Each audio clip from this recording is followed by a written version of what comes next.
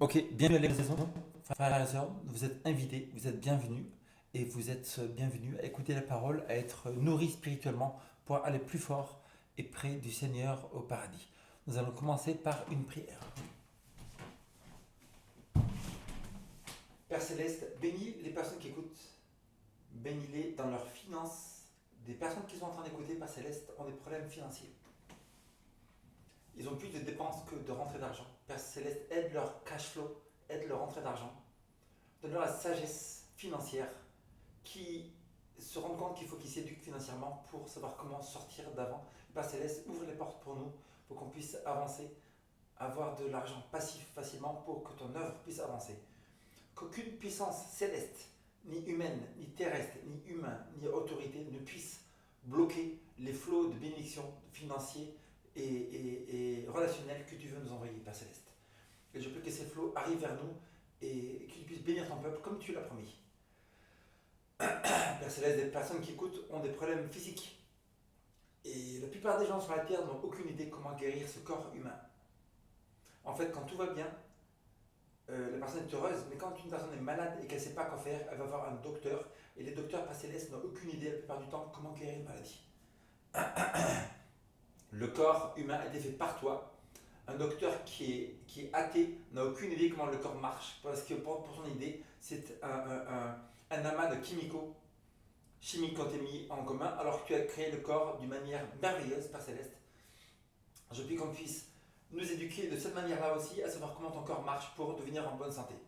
Je conseille les vidéos de Thierry Casantovas, je conseille les vidéos de Dr. Glidden, Dr. Valak, Life Regenerator, Andrew Steele, Dr. Abraham Hoffer. Et Père Céleste, qu'on puisse comprendre ta parole aujourd'hui. Au nom de Jésus, Amen. Ok, de notre église de maison, donc nous allons faire une petite chanson pour commencer. Je sais pas si la caméra elle va jusqu'à là-bas. Ok, ouais, ça va.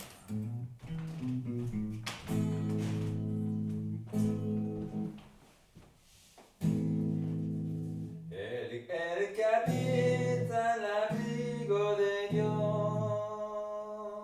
morará, morará, morará sobre sombras de amor, sobre él no vendrá ningún mal y su pie nunca resbalará.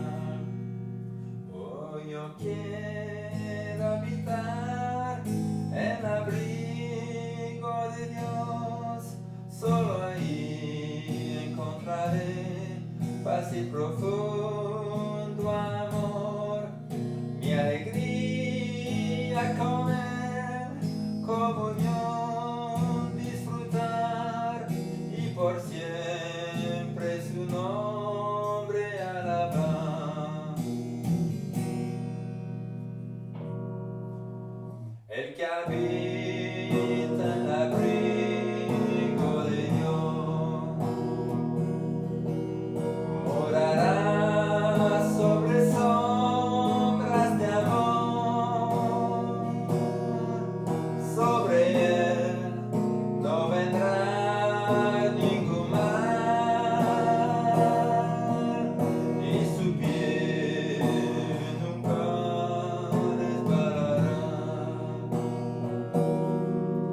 Oh, yo quiero habitar el abrigo de Dios, solo ahí encontraré paz y profundo amor, mi alegría con él, comunión disfrutar y por siempre su nombre alabar. Oh, yo quiero habitar el abrigo de Dios, solo ahí encontraré paz y profundo amor, mi alegría con él, comunión disfrutar y por siempre su nombre.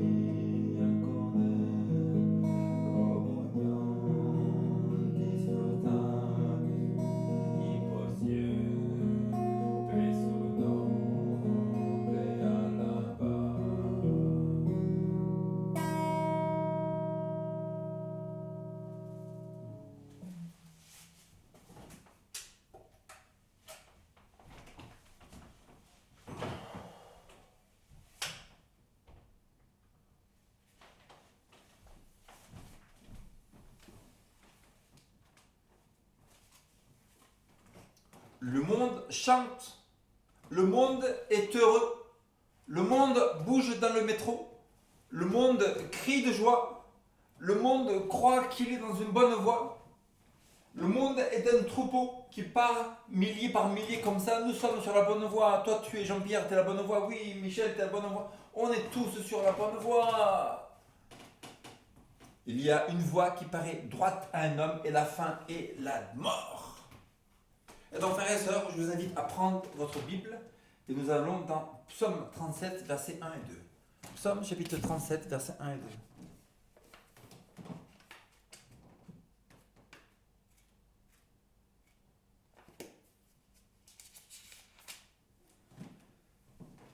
La parole de Dieu est absolue, frères et sœurs. Si ce livre était un ramassis d'opinions personnelles, ce serait une perte de temps totale de lire cette parole maintenant, de faire une vidéo et de la donner à vous, alors que cette parole-là a le pouvoir de changer vos cœurs. Cette parole-là a le pouvoir de transformer vos vies. La Bible a le pouvoir de transformer le monde entier si elle était reçue comme elle est, la parole de Dieu. Et nous lisons dans Psaume 37, versets 1 et 2. Ne t'irrite pas contre les méchants, n'envie pas ceux qui font le mal, car ils sont fauchés aussi vite que l'herbe. Ils frétrissent comme le gazon vert. N'est-ce pas? Ne t'irrite pas contre ceux qui font le mal. La prophète de la fin des temps, Ellen G. White, elle a un verset qui dit Only those who sigh and cry for the abominations will receive the seal of God in the closing hours of history. En fait, c'est un verset dans Ézéchiel 6, je crois, 8. Ça veut dire que seulement ceux qui criaient et qui pleuraient pour les abominations qui étaient faites dans le pays, dans l'église, etc., recevèrent la marque de Dieu. Il y a écrit dans Ézéchiel chapitre 9, des 4 anges de guerre vont même vers l'église de Dieu à l'époque, l'église juive, et Dieu les dit, vas-y, va juger ce peuple-là. Et seulement ceux qui criaient pour les abominations qui se font dans le monde aujourd'hui recevèrent le ciel de Dieu. Et moi je vois qu'il y a beaucoup de chrétiens qui se complaisent totalement dans ce qui se passe aujourd'hui. Tout va bien, frère. Tout va bien. Pourquoi tu te plains de quoi? De quoi tu te plains? Le monde est heureux. Le monde est paisible. Tout va bien. Les gens sont cool, ils sont sympas, tous. Regarde, t'as besoin de quelque chose, tu vas dans le métro, tout le monde il va te cracher dessus. C'est cool, le monde est super cool. Ta voiture elle est en panne, le pneu il marche pas, tu t'arrêtes sur la route, il y a 400 voitures qui vont passer, ils vont pas t'aider. Le monde est très bien, il va très bien mon frère, il va très bien. Tu es un SDF au bord de la route, et tu peux rester 4 heures, 5 heures, il y a des centaines de gens qui passent devant toi qui vont t'aider. Le monde va très très bien mon frère, il va très très bien. Le monde va très très bien, n'est-ce pas? T'as un copain ou une copine, ils vont te coucher à gauche à droite, plein de mecs, etc., te tromper à gauche à droite. Le monde va très très bien, il va très très bien. T'as des employés, ils vont te voler à gauche à droite. Le monde va très bien, mon frère. De quoi tu te plains? Le monde va très bien. Les gens qui vont massacrer des personnes, qui vont mettre des bombes partout, qui vont tuer, qui vont mentir, qui vont voler, qui ne croient en rien, qui ne pas. Parce que le monde est totalement dans une maladie mentale totale. Frère et sœur, il écrit ne t'irrite pas contre les méchants. Donc le but c'est que déjà, si tu as l'esprit de Dieu, tu vas reconnaître que le monde est mal. Le monde va très très mal. Parce qu'il y a une démarcation à faire, frères et sœurs. C'est où on est avec Dieu. Et Dieu est humble, Dieu est doux, Dieu est sympathique, Dieu est aimant, Dieu pardonne, Dieu est là pour aider, Dieu est altruiste, Dieu est doux comme un agneau, n'est-ce pas? Dieu est loyal, jamais il va faire quelque chose par derrière. Dieu est attentionné, c'est le contraire d'apathie. Il y a apathie, c'est là-bas au fond. Apathie, c'est là-bas au fond. Et là-bas au fond, c'est attentionné. Ça veut dire que quelques gens qui sont apathiques comme ça dans la rue, Dieu, il est totalement, 100% à l'opposé. 100% à l'opposé. N'est-ce pas? Et donc, si quelqu'un est chrétien, il doit refléter le caractère de Jésus-Christ qui est douceur, humilité, sympathie, loyauté et aider les autres, n'est-ce pas? Et pardonner à ses ennemis. Mais la chrétienté aujourd'hui a voulu se faire accepter par le monde. Elle va dire, moi, vas-y, je suis chrétien, quoi. Tu rigoles, quoi. Vas-y. Oh, moi, non. Non, il n'y a pas de ce genre de choses à faire du tout. C'est où on est avec Dieu, où on est avec le diable. Jésus il a dit, si vous n'êtes pas avec moi, vous êtes contre moi. Quelqu'un qui n'est pas intéressé à connaître la création, quelqu'un qui est évolutionniste, qui n'a écouté que ce point de vue, qui n'a pas été un juge sage et intelligent et honnête, qui va examiner les deux choses, la Bible et l'évolution pour voir si c'est vrai, mais qui n'a écouté qu'une partie, est totalement disqualifié en tant que juge et en tant que débatteur. Et dans ce cas-là, ça veut dire que la personne a refusé d'écouter la vérité, les arguments, et elle est disqualifiée. Et donc, parce que la parole de Dieu, c'est la vérité. Ça veut dire que... Vous regardez le 11 septembre, par exemple, 11 septembre. Disons qu'il y avait des gens dans les tours qui ne croyaient pas au tremblement de terre de San Francisco en 1906. 1906, c'est la plus grande catastrophe américaine en 1906, tremblement de terre de San Francisco. Et Ellen White, ici, elle nous dit, dans ce livre, 1903, elle nous dit, dans 3 ans, San Francisco, dans quelques années, va être détruite par Dieu, à cause de ses péchés. Donc, disons qu'il y a des gens qui disent, moi je ne crois pas, je ne crois pas. Est-ce que le tremblement de terre, hop, il va passer à côté? C'est bon. Non, le tremblement de terre, il va tomber sur la personne. Donc le sujet aujourd'hui, c'est que ne tirez pas contre les méchants. Ce que je vois, c'est que les gens, ils croient être dans la bonne voie, c'est ça. Méchants, arrogants, rien à foutre des autres et tout. Et aucune amitié pour les gens, aucune loyauté pour les autres, aucune sympathie pour les autres, quel que soit. Pourquoi c'est ça? Pourquoi? Parce qu'on ne peut pas aimer son prochain et s'aimer à soi tellement, ce n'est pas possible. C'est-à-dire qu'une personne qui s'aime tellement, qui ne pense qu'à elle, qui a se bénéficier à elle 24 heures sur 24, il est impossible dans son cœur d'aimer son prochain comme elle s'aime. Cette personne idolâtrie telle dans son cœur pour elle-même que les autres, ils sont là pour me bénéficier à moi. Il y en a qui le font par agression, qui sont dans l'égoïsme par l'agression. Il y en a qui sont subtilement, qui vont faire croire qu'ils sont amis, qui vont faire croire qu'ils sont sympathiques, qui vont faire croire qu'ils sont intéressés. Mais l'intention au fond que Dieu voit, que les anges marquent avec un stylo, c'est que cette personne-là est totalement corrompue autant que le gangster qui va tuer avec un flingue.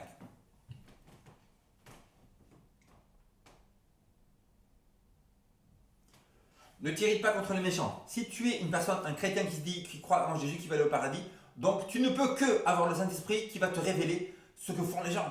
Et cet égoïsme, cette méchanceté, cette apathie totale, c'est la plus grande offense qui peut être à Dieu, qui peut se faire à Dieu. Parce que fais une examination de la nature de Dieu, l'univers. Les arbres donnent partout, les animaux donnent, s'aiment les uns les autres, etc. Et ici, l'humain ne peut pas se supporter les uns les autres. À un tel point, les hommes ne peuvent pas se supporter, quelqu'un qui peut mourir devant toi, tu vas le cracher sur la tête. Ça, c'est 100% à l'opposé du paradis. C'est 100% à ce que les anges font. Imagine-toi, maintenant je suis en train de parler, un ange beaucoup plus fort que moi, beaucoup plus grand, beaucoup plus puissant. 24 heures sur 24, il pense à moi. 24 heures sur 24, il me protège. 24 heures sur 24, il me donne les paroles à dire pour vous. 24 heures sur 24, il m'enseigne la parole de Dieu. 24 heures sur 24, il me dirige pour dire où aller. 24 heures sur 24, il me donne des sujets à dire aux autres, etc. Alors qu'il est beaucoup plus fort que moi, beaucoup plus intelligent que moi, beaucoup plus sage que moi, etc. Mais il s'humilie pour garder un petit qui ne vaut pas grand-chose. N'est-ce pas?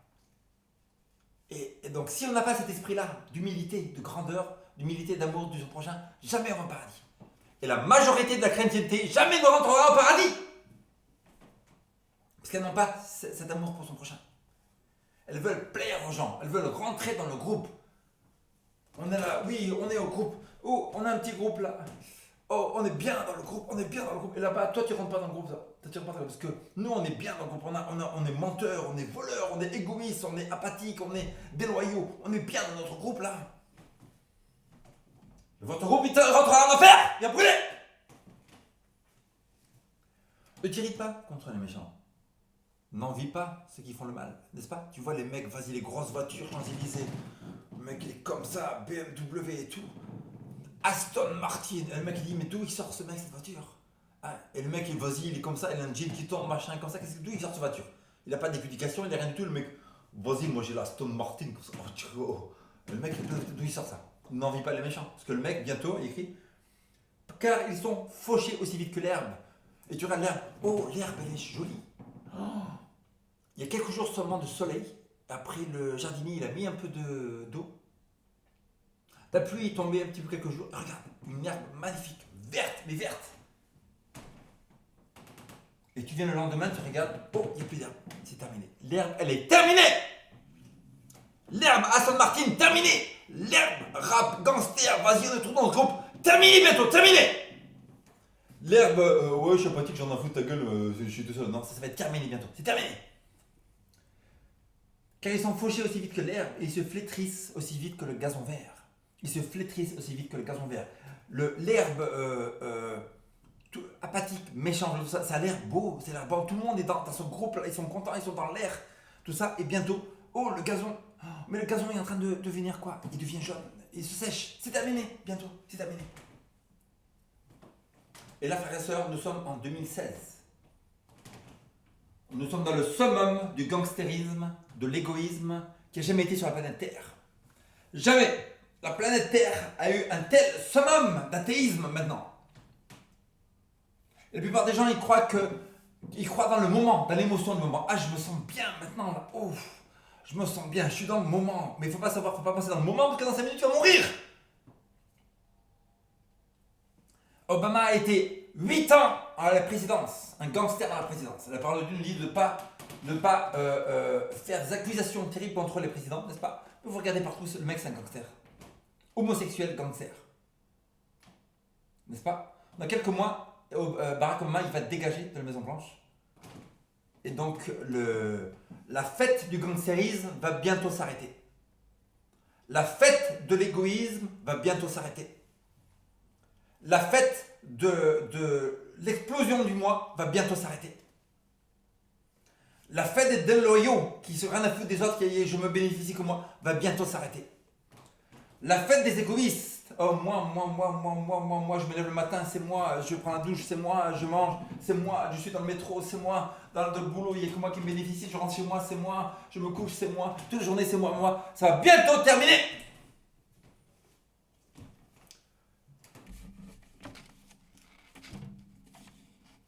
Proverbe 24:1.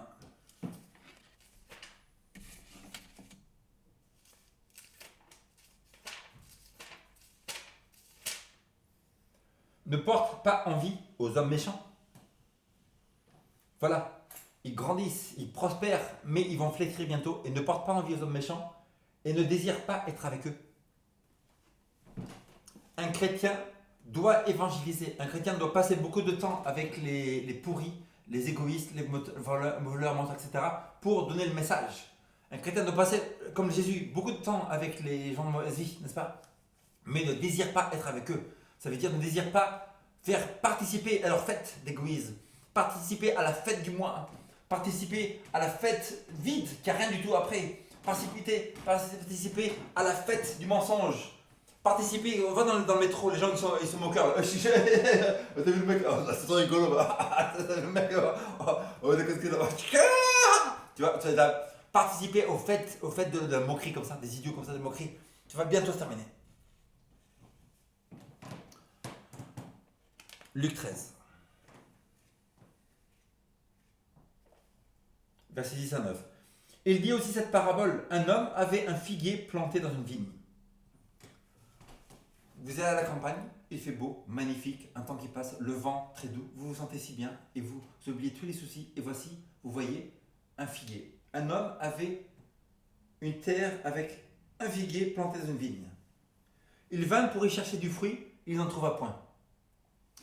Donc l'homme habite à Paris. Il retourne loin dans la campagne, ou à Jérusalem, il dit fermier, je reviens de la campagne, ça fait 3 ans que je ne suis pas venu. Mais regarde, mon figuier, il a les feuilles, elles sont mauvaises, il n'a aucun fruit.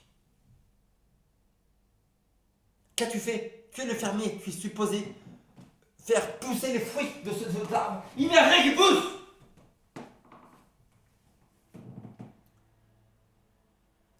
Il vint pour y chercher du fruit, il n'en trouva point. Alors il dit au vigneron, voilà 3 ans que je viens chercher du fruit à ce figuier, et je n'en trouve point. 3 ans que je viens, vigneron. Il n'y a pas de fruit dans ce figuier.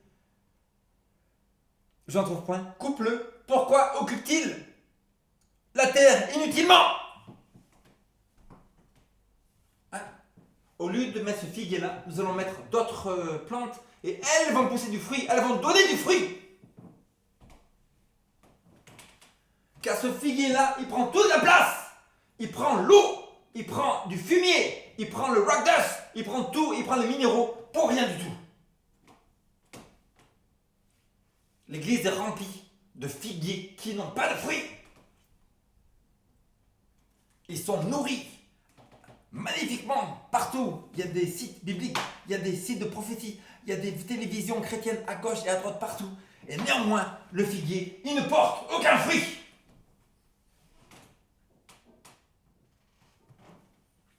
Et Jésus vient au vigneron, il dit, mais vigneron, tous les ans je reviens voir ton église, pasteur.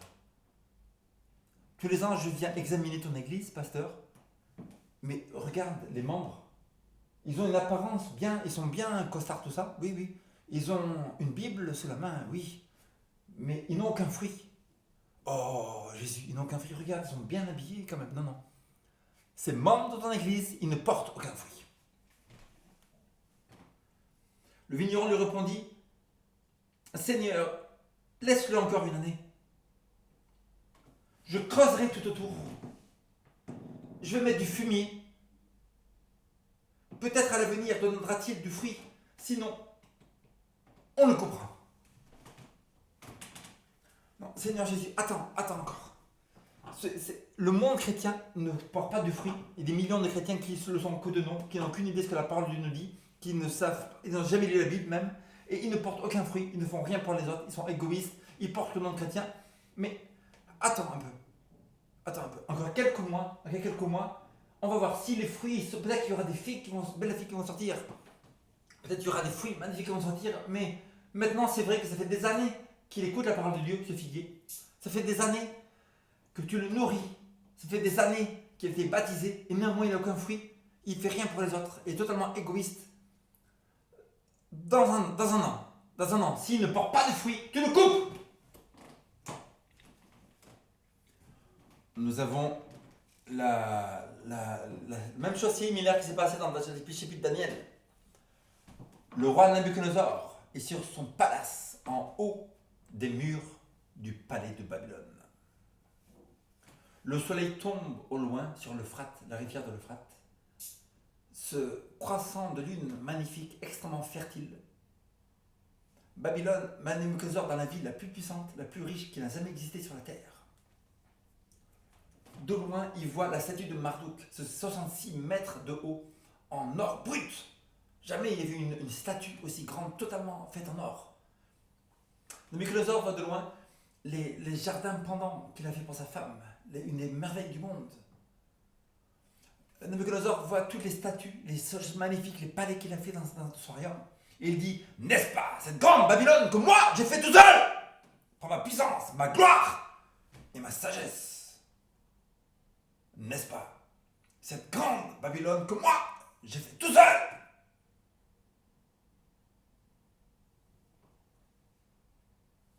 Et l'ange lui dit, Nabuchodonosor, oui. Babylone, la ville, la plus belle ville de tous les temps, c'est toi qui l'as créée? Oui, c'est moi tout seul. Nabuchodonosor, oui. C'est toi qui es le roi de Babylone, oui. Est-ce que c'est toi qui t'étais mis roi tout seul? J'écoute. Oui, c'est toi, tout seul, ok. Nabuchodonosor, le fait que ton pays soit le plus puissant de toute la terre, le plus magnifique, le plus glorieux, etc., est-ce que c'est toi qui l'as fait tout seul, ça? J'écoute. Oui. C'est oui, ok. Alors, Nabuchodonosor, il faut savoir que dans quelques mois, ton royaume va être jeté de ta face. Tu seras pendant 7 ans en train de manger de l'herbe pour apprendre que c'est Dieu qui dirige dans la terre.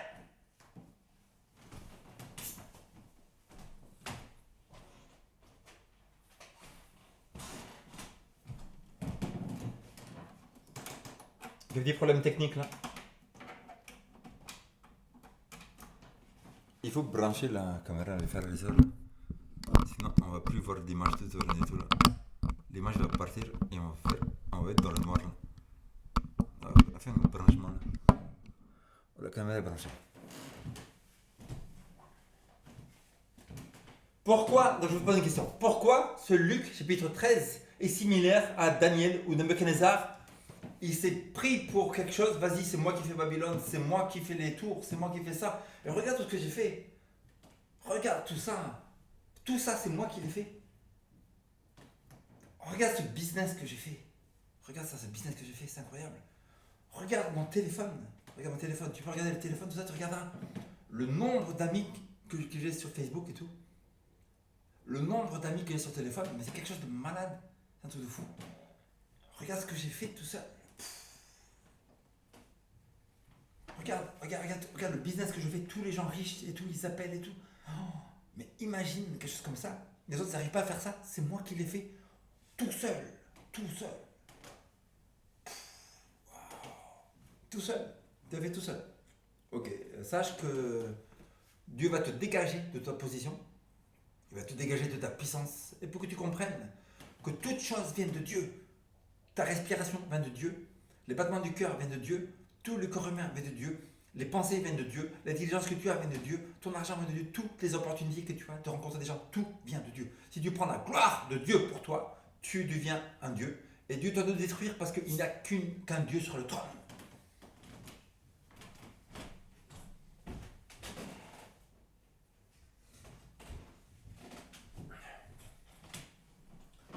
Le Seigneur travaille à humilier la fierté humaine où que ce soit qu'elle se trouve. J'ai vu que Dieu est la fierté. Et que tous ceux qui sont fiers et ceux qui font le mal seront comme de la paille. Le jour qui vient nous leur laissera. Le jour qui vient va les brûler en cendres. Il n'y a pas de position si élevée de laquelle Dieu ne peut déraciner la personne qui l'occupe. Il n'y a pas de position si élevée que Dieu ne peut déraciner la personne qui l'occupe pour prouver que toute position sur la terre, roi, président, etc., vient de Dieu. Et que, à moins que vous, en tant qu'athée ou chrétien ou musulman, même si vous avez une profession de religiosité, si vous ne donnez pas la gloire à Dieu pour toute chose, vous ne rentrerez jamais au paradis. Et ici, on voit dans Luc chapitre 13, le figuier ne porte pas de fruits. Le maître de la maison, Jésus, vient voir ce chrétien-là. Et tous les figuiers, c'est dans cette église, ils voient les figuiers, ils ont des feuilles. Et elles sont moches, les feuilles. Elles ont l'air belles, mais derrière, il n'y a aucun fruit. Donc, ce que Jésus veut faire, il veut couper le figuier. Couper! Dans le livre de Daniel, il y a écrit que ce jugement a été donné à Nebuchadnezzar, comme quoi tu vas devenir manger de la paille à moins que tu te repentes. 12 mois après, il est écrit dans le chapitre 4, je crois, de Daniel, nous allons le voir.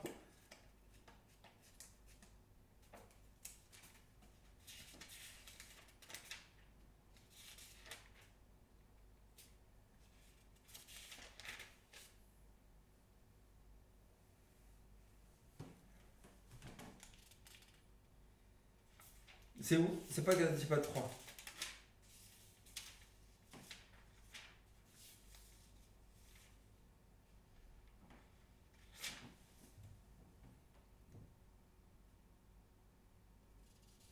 que c'est dans 5, je ne peux pas le retrouver bien. Il y a un verset qui dit que 12 mois après, la parole de l'ange vint à Nebuchadnezzar, et là, au bout de 12 mois, il a commencé à manger de l'herbe comme un animal. Et les gens du royaume de Babylone, ils regardent, il y a un chien là-bas dans le jardin. Ah non, c'est pas un chien, c'est qui? C'est le roi. Oh là là là là, c'est le roi. Il mange de l'herbe tout nu, comme ça, il fait caca partout, il fait pipi partout. C'est qui? C'est pas un Doberman que vous avez acheté? C'est le roi de Nebuchadnezzar qui fait pipi caca partout par terre, comme ça, il est tout nu avec des poils partout. C'est le roi. Oh non. Oh non, mais qu'est-ce qui s'est passé? Pourquoi le roi il est comme ça? Le roi il est comme ça, pourquoi? Pour la fierté? Seulement pour la fierté? Mais qui c'est qui mesure la fierté? Qui c'est qui dit lui il est fier et les peurs? On ne peut pas mesurer la fierté? Ah, Dieu peut mesurer? Bah, là, apparemment oui. Apparemment, Dieu peut mesurer la fierté parce que lui il fait caca, pipi, il est tout nu et il mange de l'herbe tous les jours. 12 mois après. Donc Dieu est miséricordieux. Ça veut dire que c'est pas parce que quelqu'un il fait du mal dans la rue que rien ne lui arrive, que rien ne va lui arriver. Non, Nebuchadnezzar, pendant 12 mois, il commence à continuer à être fier, continuer à se glorifier, continuer à dire c'est moi, c'est moi, c'est moi, c'est moi, c'est moi, c'est moi, c'est moi. Et au bout de 12 mois, il est tombé. Luc 13, 23 à 30.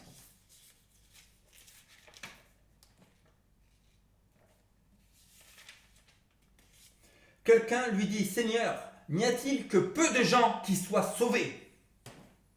Et ça, c'est la question que tout le monde se pose tous les jours, même les athées. Ils se posent la question, mais vraiment.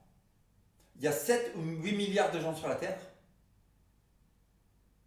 Sur les 7 et 8 milliards